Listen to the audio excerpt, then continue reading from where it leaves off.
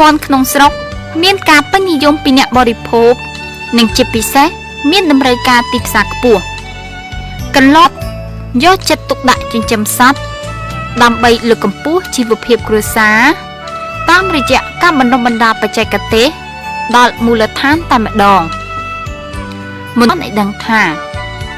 បច្ចុប្បន្នការចិញ្ចឹមមាន់ស្រុកកំពុងតែផ្ដល់ប្រភពចំណូលបន្ថែមងាយស្រួលចិញ្ចឹមនិងប្រើប្រាស់ធនទំនើបដើម្បីឲ្យគាត់ផ្គត់ផ្គង់បាននៅទីផ្សារបាទហើយប្រព័ន្ធនៃការចិញ្ចឹមមាន់តាមរបៀបនេះគឺយើងទទួលបានជោគជ័យយ៉ាងល្អប្រសើរនៅខេត្តកំពង់ចាមគឺគាត់ប្រើប្រាស់ពូជនៅក្នុងស្រុកសុទ្ធសាធដោយធ្វើការជ្រើសរើសបានយ៉ាងល្អនៅពូជហើយនឹងរៀបចំទ្រុងដែលមានលក្ខណៈជាការពិតណាស់លោកហុកលងស្រេងគឺជាកសិករជំនាញមួយរូបលោកហុកលងស្រេងជាកសិករជំនាញចិញ្ចឹមមាន់សាច់ប្រចាំនៅស្រុកកំពង់សៀមក៏បានបញ្ជាក់ឲ្យដឹងផងដែរថាការចិញ្ចឹមមាន់ក្នុងស្រុកពិតជាមានភាពងាយស្រួល